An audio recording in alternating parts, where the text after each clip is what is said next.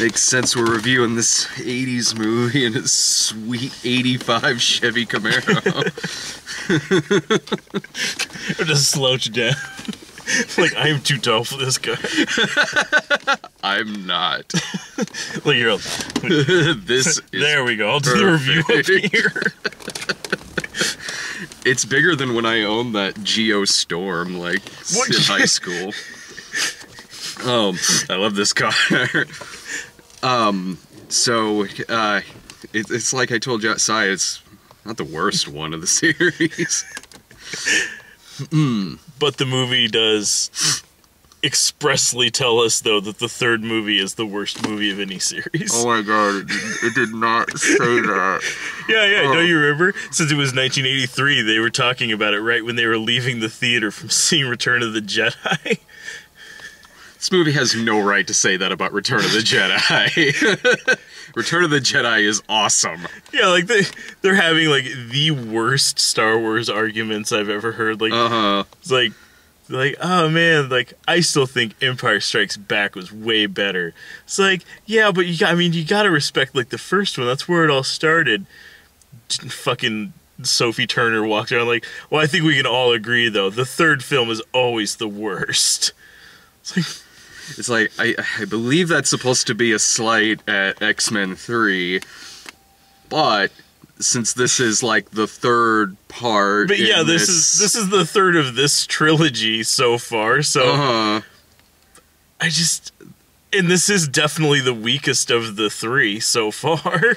Yeah, this one's it's a movie. I mean, it's got a lot of moving parts to it. But most of them don't move that much. Mm-hmm. It's just like, now here's this guy, and we're going to give him a sweet, sweet upgrade. And he'll be there sometimes. Oh, I like that Apocalypse's upgrades on them are to make them sweet cosplayers. Did Olivia Munn have more than one or two lines in this movie? And how many of them do you think ended up on the cutting room floor? Well, considering how she wanted to do this as opposed to Deadpool, because she didn't want to just be some, like, damsel in distress in a movie. She was in fucking Deliver Us from Evil as the damsel in distress. Whatever. But here's my thing, though. Here's my thing. This movie here, she's just in several scenes. Like, she really doesn't have much to do ever. Yeah, I think all told, like, I mean, she probably maybe had more, but it seemed like she only had, like, 4 lines tops in the whole movie. God forbid playing a fleshed out, well-rounded character like in Deadpool. Yeah, it's like, she actually got a lot of screen time in that one. I always flake on that girl's name, like, the one that was in Deadpool. From V and and Firefly's like like Monica something, starts with a B. I don't know. Monica Bellucci. Yes. Thanks. I got your back. You know what? There are great scenes in this movie. Like Days of Future Past, probably my favorite scene was Quicksilver doing his thing. Yeah, I don't know though. Like in this one, like it didn't have the same. Like it definitely felt like it's like, oh man, people really loved this in the first one, so let's do this again. It did, and I'm sure that's the reason why they did it. But I still loved the scene. There were still fun gags in it, and that scene made me wish that the rest of the movie was tonally more like that scene, because that's one of the only scenes in the movie where it really does play with the fact it's taking place in the 80s. First Class really played with its 60s setting. Days of Future Past with the 70s. This movie, every now and then, I kept forgetting this was taking place in 1983. Well, and it's, I think a big part of that is like, I mean, yeah, honestly, you really can't tell except for a lot towards the beginning when it shows, like, people doing stuff. And news clippings. And But yeah, well, I just mean, like, as far as, like, Like, you know, people like they turn on TV and it's an old fucking TV. Like, yeah, you know, they're, you know, just the clothing, the stuff like that. But then, as soon as the action starts, it could take place at any point in time. Like, they're wearing outfits that look sleek and modernized for now. Like, you know, I mean, yeah, and like in First Class, like you know, they had like their their jumpsuits that they were wearing in that. But I mean, it at least like they were kind of one of those sort of things. Like, nothing about it looked too modern. It just looked like, hey, it was a stylized thing that they made. Whereas like the suits in this, I mean, they look like they fell out of a game like fucking like Mass Effect or something like that. Yeah. That they just happened to find. Military base completely staffed by guys. And they just happened to have, you know, form-fitting female suits for someone who was petite. Like, okay. Suit me up, Uncle Alfred. It's like that's just like the leaps of logic stuff that like just keeps like reminding you that like that this one's just, it's okay, but it's just okay. Yeah, honestly, you're right, because I mean, this isn't a bad film. It's definitely not a great film. It's a movie that I saw. First Class, really fucking damn good movie. Days of Future Past, a lot of fun. This one had its moments. There was never a time when I was angry or really hating what I was watching or anything like that. It was, one, it's a movie I'm never gonna go back and watch again. But also, it's another movie where stuff just kind of happens. Like, it's not, for the most part, it's not a very focused movie, especially in the first half of it. Like, yeah, there's several scenes where like people end up places, and it's very convenient that they end up in those places, but they never really have a distinct reason why. Like, okay, yeah, Mystique shows up, she saves Nightcrawler from whatever the fuck sort of like weird, like, you know, leave it to the Germans to find a way to make, you know, like, hey, there's mutants now out in the public, out in the open. Let's make them like illegal cage fight. Mutant cage match. That'll happen, and then the next scene we're back with Fassbender. The next scene we're with Xavier. The next scene it's something with Apocalypse. It's just popping around all over the place, but there's so many things that are just like so, like, I wondered like the entire movie, like it's a good thing that she happened to go there and save Nightcrawler, which it seemed like she had the express intention of doing, despite the fact that it never actually explains why she was even there, why she was doing that, why she's like keeping him around the entire time. If it did, I missed it. 'Cause yeah, like she just shows up, like they're already starting that cage match, then she breaks him out of there, and then they keep like cutting to other things, like days on end are passing in between these scenes, and they'll cut to them like still like popping in and out of like back alleys, like still looks like it's nighttime in Germany. It's like is this all on the same day, or is my grasp of time really off, or like have these two just been hanging out for like a week now? I had a lot of those problems I also had with Batman v Superman. Whereas, like... Yeah, that movie, like, it could have taken place in the course of 3 days or 3 months. Who fucking knows? It was just a scene happens, and then another scene happens, and then another scene happens. The difference being is, in this one, eventually it did all come together. It did for a focused enough third act, whereas Batman v Superman was just kind of always like that. This one, I didn't necessarily feel like there's probably an hour of the movie missing. Oh yeah, no, like this, for as long as it is, honestly, like, I felt like some scenes could have been fleshed out a little bit more, just to even, like, give it some sort of context, you know, because, like I said, like, there's just so many times when, like, they just show up places, like, okay, they're here now. Okay. Yeah, like something that at least makes these scenes feel fluid, makes it seem like one is kind of leading into the other, as opposed to a first hour of this movie which just kind of feels like when you see like a previously on thing, previously on this, not that this was flashing back or anything, but it's just a random series of scenes that's all, it does come together in the last part of it, but I couldn't find anything to focus on in this because it was just so all over the place in the first part of it. And yeah, there's good stuff in there, like when Fassbender kills all those guys with that necklace. That was a good scene. And if the movie maybe picked like maybe just a handful of stuff to really, really focus on, as opposed to all of this, like maybe 12 different things that are going on in this movie. Maybe shorten it a little bit. Maybe focus, Fassbender, Mystique, Apocalypse, of course.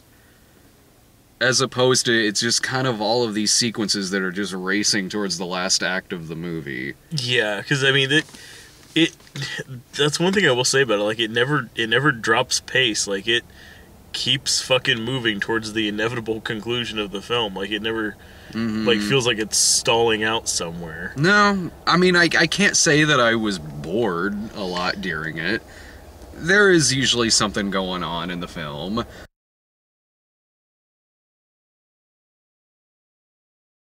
Man, that Oscar Isaac in this movie, I'm glad it was him playing this part, because this villain is the kind of villain that I see a lot of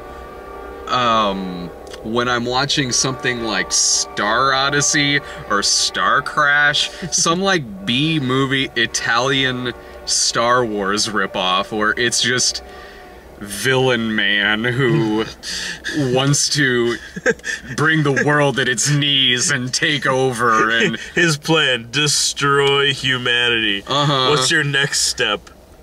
Profit. Like, perfect. I'm so glad it was Oscar Isaac playing this part, because he at least gave it something. He did what he could with this part. He did. He made it a lot more sinister than I think it's written. Yeah. Just because that man is so fucking intense when he talks. And it's a lot better than when like Eccleston in Thor 2. Whereas, if I didn't know that was him going into that movie, I probably wouldn't have known while watching it. Oh, yeah. With that one, like, yeah, it's like, there's enough going on, there's enough change, like, there's enough altered, like, no, it's like, you'd have no fucking idea. In this, I could tell that was Oscar Isaac. He's covered in makeup, but you can tell it's him. There is at least a face behind that makeup. He does a lot of acting with his eyes in it.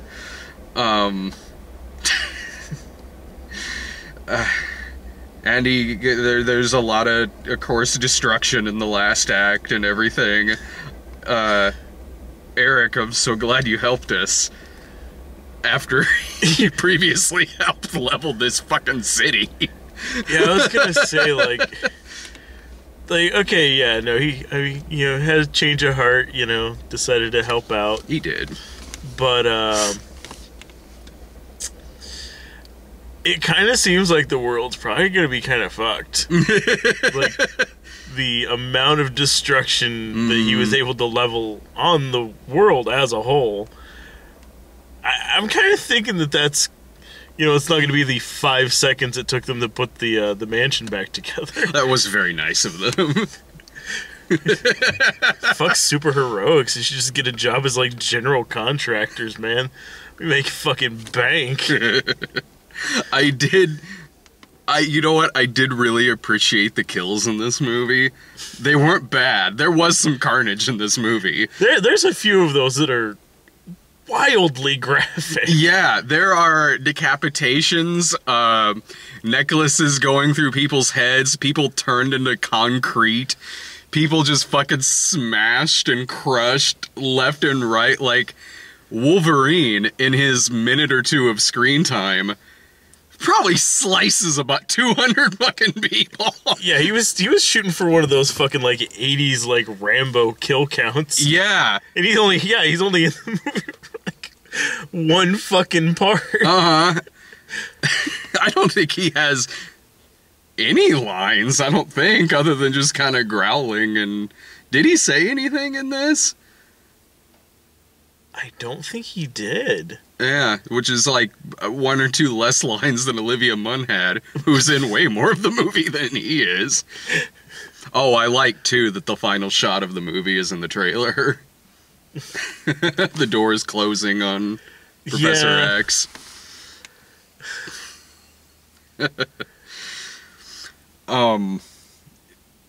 Goddamn.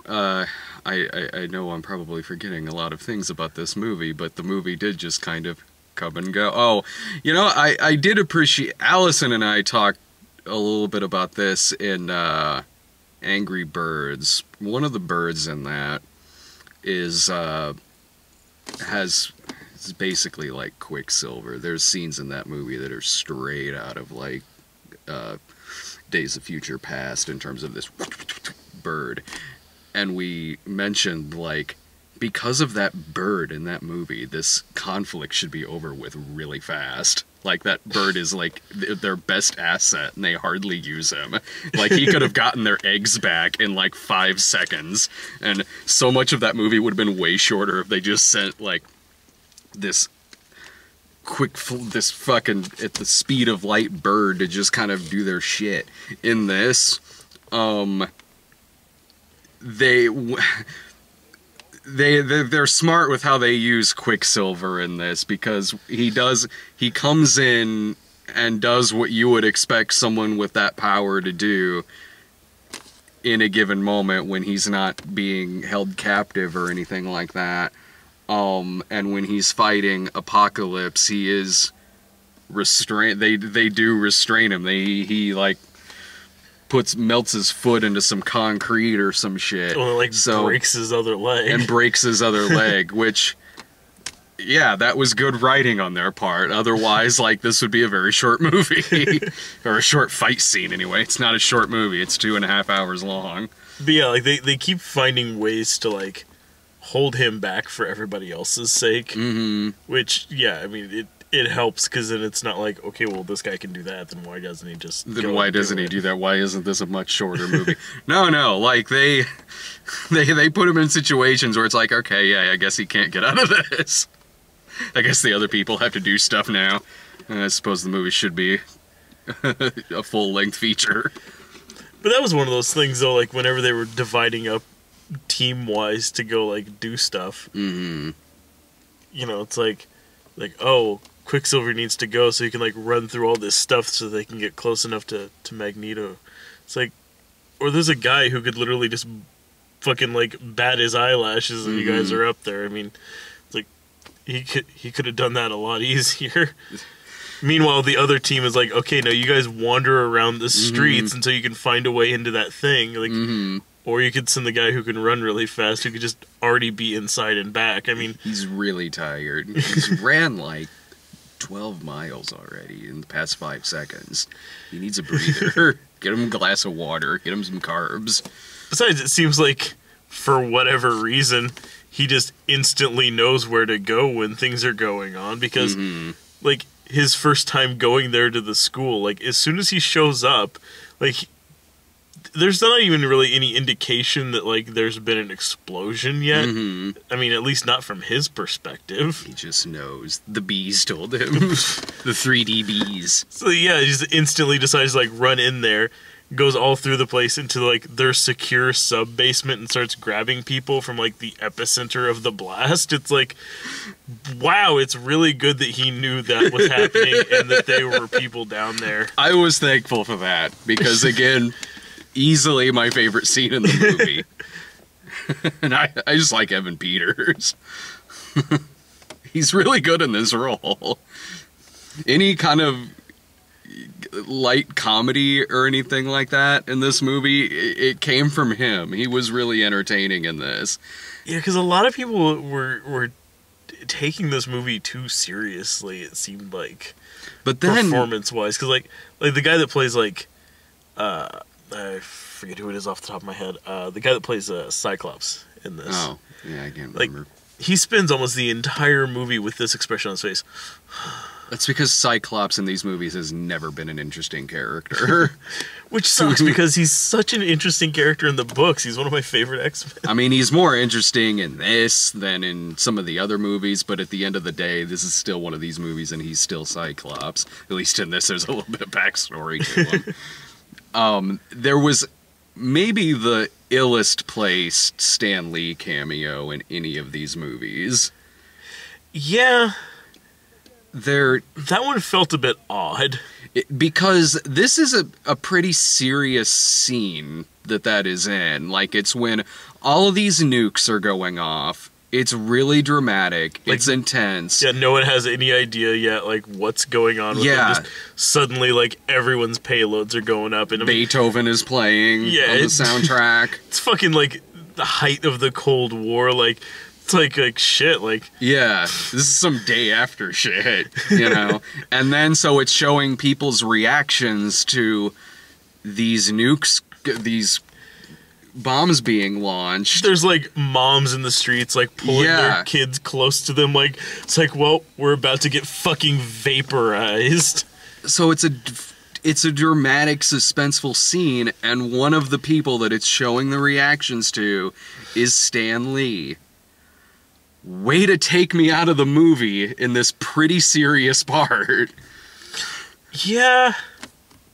Thank you for reminding me that this is a movie when I should really be invested into what's going on right now.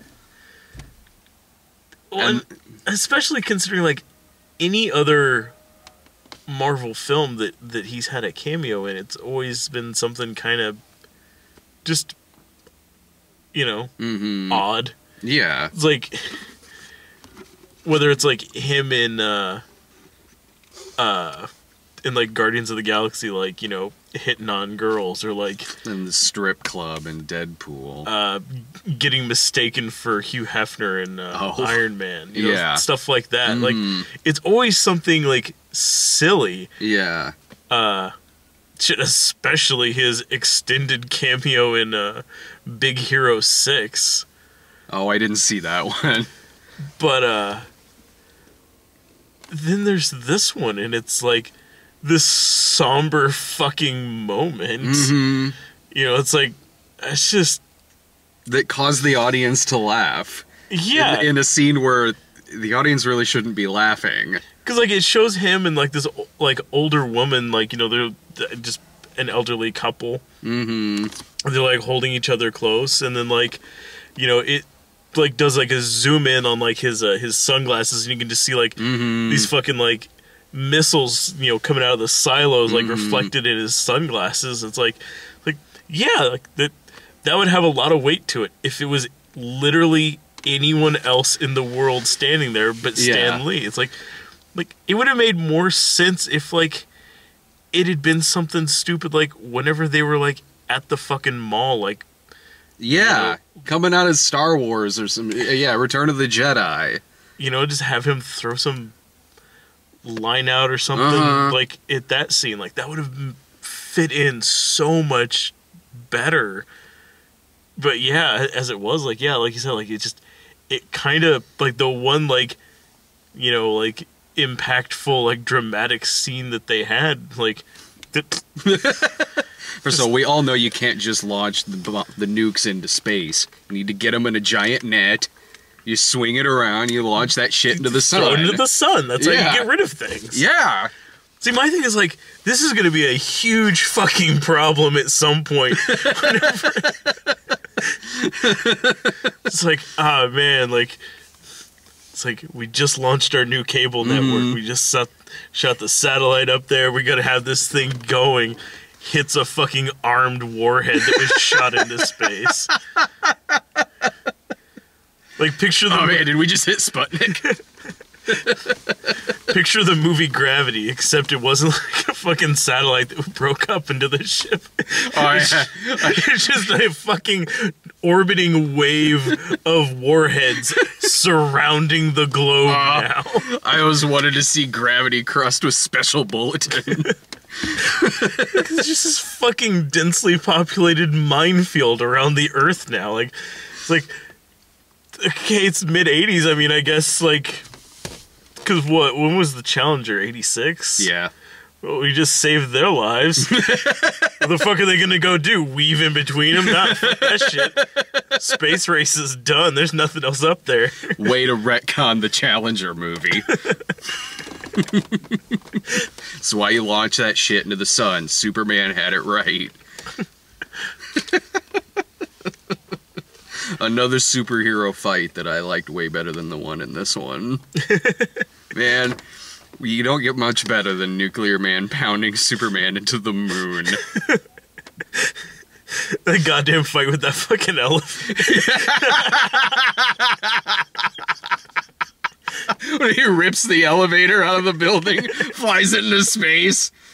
That movie is so great that when Nuclear Man flies Muriel Hemingway into space, I didn't really give it a second thought. He was like, yeah, sure. Yeah, it wasn't until like way later that I was like, wait a minute. She was just out there in fucking orbit. Yeah, whatever. He's fine. The movie already set a tone for itself within the first few minutes of that film. Sure, she'd fly around in space. Whatever. Just hold her breath. She'll be fine.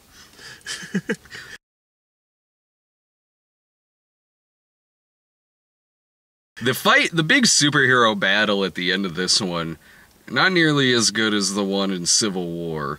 Better than the one in Batman v Superman, because they're not all idiots. Yeah, I mean, well, I don't know, like, I feel like there's something to be said about having a big fight like that and not having it take place in, like, the middle of the night on the side of town with no lights. Oh, yeah. Like, they're having this big punch-out, and it's broad daylight. It's, like, 1 o'clock. Like, they're gonna finish this up and then go have, like, a late lunch. And no one said to Magneto, like, wait a minute, your family was killed by Nazis too? Ugh. Oh yeah, they blow up Auschwitz in this movie. Yeah, there was that. Not really sure if I'd call that tasteful or not. I'm kind of torn on how I feel about that. Maybe if only the post-credit sequence was him putting that back together again. It's like, we were right. We do need this as like a historic heritage site. Yeah. What was the post-credit sequence supposed to mean? Near as I can assume, I mean, it looked like that briefcase had like several different like vials of something going on, and like he went there and got like a sample of like Wolverine's blood. Yeah. Along with like all the blueprints and everything for how they like grafted the metal to him. Mm-hmm. That there's been some speculation that maybe in the next movie, especially since Hugh Jackman's talking about getting out of doing like the Wolverine stuff finally. Mm-hmm. There's a character in the books, X-23. She's actually going by Wolverine these days, but it was some like experiment. They kept trying to make like a clone of Wolverine. Yeah. And the only one that was actually like successful was like one of the ones like instead of coming out male came out female, and she was the most successful one. And the guy, like his briefcase, like it did like a dramatic zoom in on like Essex. the latch whenever he was closing it. That there's another character, Nathaniel Essex. He's that's like his actual name, but his villain name that he goes by most of the time is Mr. Sinister. That's sort of his stock and trade, is like genetically fucking with like mutants and cloning and stuff like that. You mean his name is Bagul? Well, yes. Yeah, that the big dramatic thing on his briefcase. I'm sitting there like 90% of scenes like this in these movies, I'm just gonna have to ask Brian about it later. Yeah, I mean that's one like even me, like I was walking out of there, I'm like, what the fuck? Like it took me a few minutes to remember, like, all right, that's Mr. Sinister's actual last name. Something that's not exactly like you read the X-Men books, then you should know every character's name. Nice. It's like, you know, that took a fucking second to like put that together for me. It's like, I mean, it's not exactly the sort of thing that's like immediately on like the top of your brain. Or nowhere in my brain. Or, yeah, exactly. Like if you're not someone who like reads the books like a lot, like there's not even a chance that you would know. Like hell, even if you read a lot of stories with Mr. Sinister in it, it's not like they name drop his actual name all the time or anything. Well, hell, like I did the post-credit sequence that teased Apocalypse at the end of Days of Future Past. It was me and Jillian seeing that. Neither of us know much about the comic books, so we didn't know what that meant. For me and Jillian, it was like, oh, sweet. We're getting a crossover with X-Men and Stargate. That's what it looked like there at the beginning anyway. Yeah, or that, what was that? Was it 10,000 BC or whatever that Roland Emmerich movie that no one saw was? Yeah. Remember that movie? I remember the name more than I remember the movie. I remember the Asylum knockoff. It's like 10 million BC or something. I can't remember. Wait, wasn't that movie with with Raquel Welch? Yeah. It's a mockbuster of both movies. Yeah, what was the Asylum knockoff? Apocalypto? Oh, wait. No. That's not it. No. AVH, Alien versus Hunter. I like it when the Asylum does mockbusters of things that of movies that bomb, that end up bombing, like that. Or, I can't remember off the top of my head. Like, I think AVH might have come out around when Requiem came out. Maybe. I can't remember. I just love it when that happens. You're right, Asylum. I will watch your version instead. Well, honestly, though, like, with the suit that he makes for Angel and with the new wings, looked like, how they had dude looking in, Gods of Egypt. Yeah. Special effects were better in this one. Yeah, that's very true. You know what? Come to think of it, yeah, the opening Egypt scene in this, it could have looked a lot worse. It could have looked like Gods of Egypt. PS1 the movie. God, I need to get around to watching that. You really do.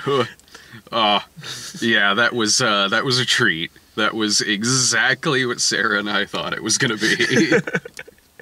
That was, man. That was. I think that came up in our review for Alice earlier. Because I think I said something like, yeah, well, this might be the most unintentionally hilarious movie I've seen. Gods of Egypt.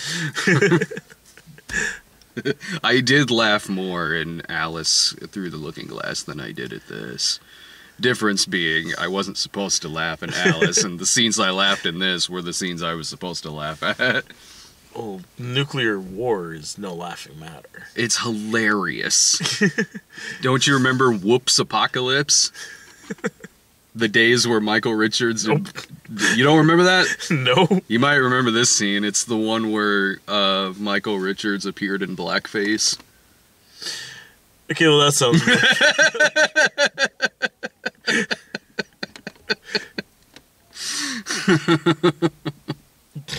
God damn it. Classic. Can't imagine why we don't see him more places these days. I know, right? I mean, aren't we hitting like some anniversary for the Michael Richards show?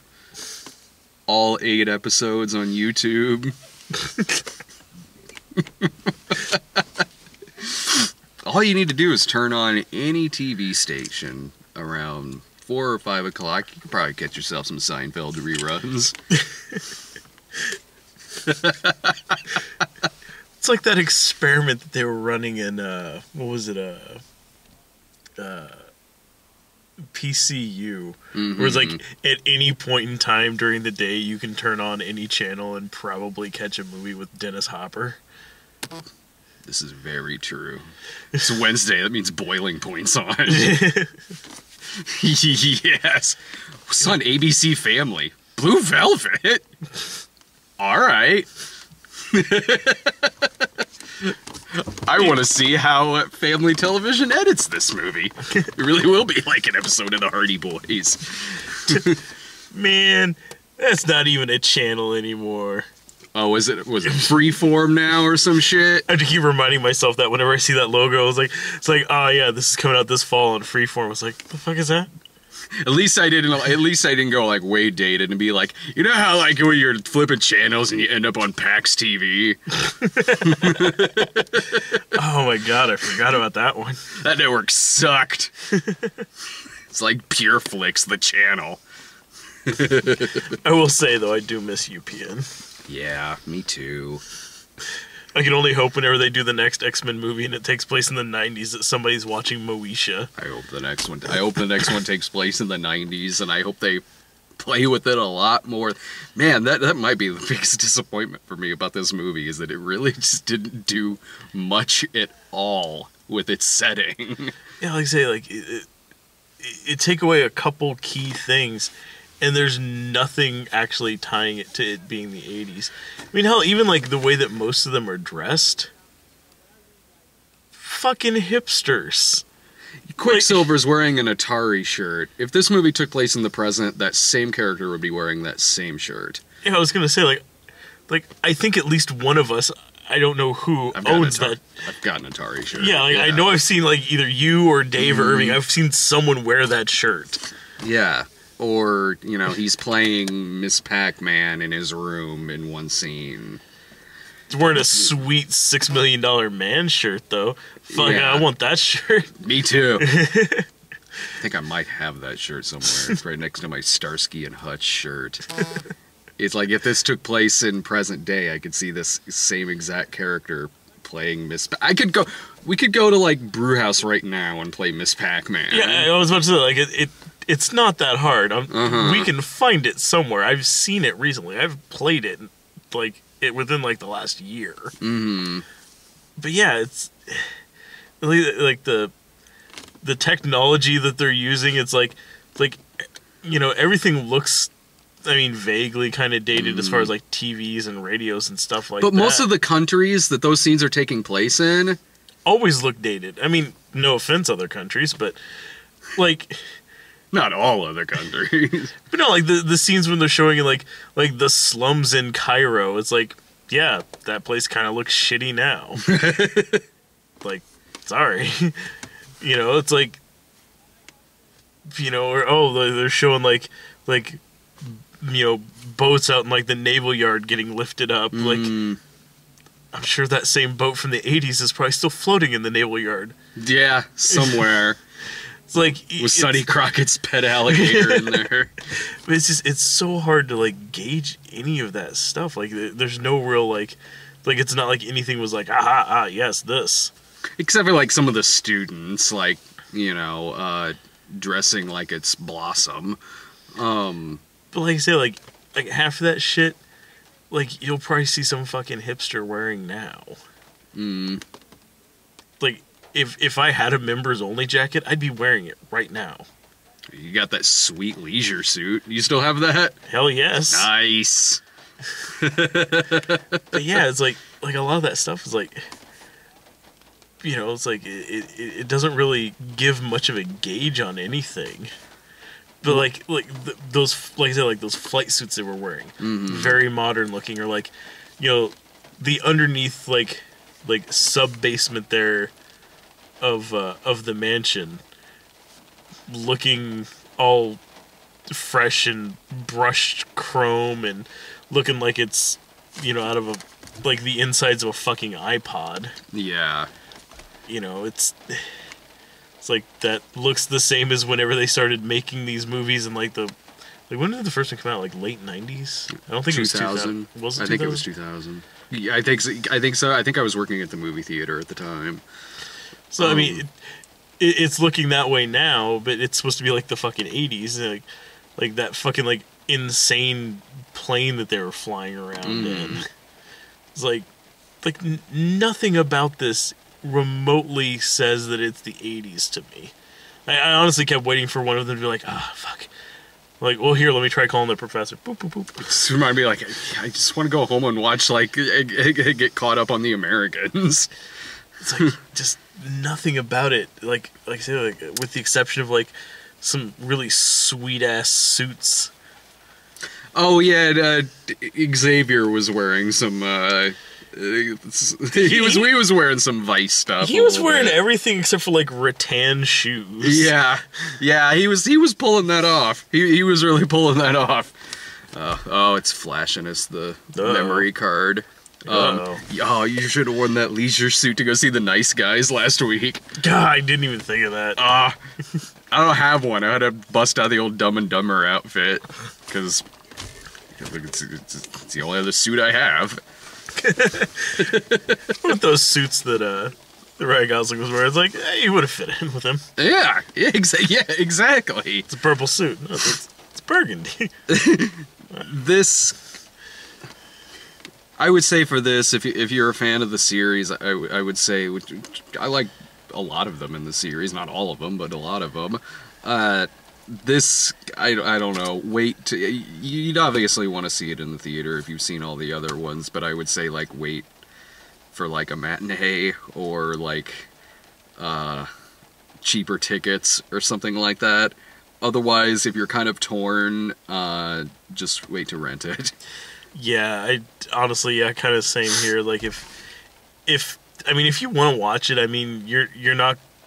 If you're wanting to watch it, you're not going to be disappointed by coming to see it at the theater. But yeah, I mean, if you're just like kind of interested in it, or like you're like, oh yeah, I think I'll go see that. Like, yeah, like catch it on like a cheap day or something like that. Like, yeah, like there's no rush. But I mean, it's a big enough kind of spectacle movie that, you know, like, you know, if you're curious about seeing it on the theater, I mean, go ahead. Like, you know, it's a big enough thing, but. I mean, the 3D didn't really do anything for it, like... Not really. You know, but yeah, if you're on the fence, like, fuck, just wait a little bit, I mean... Yeah.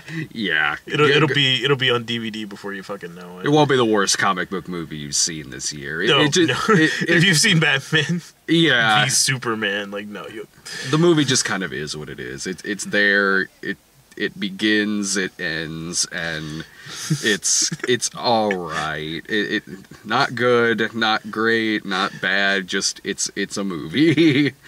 I can't remember what comes out next week. I think that Pop Star movie might be out next week. Oh, Ninja Turtles. Ninja Turtles comes out next week. So yeah, we'll see you there for that one. Later.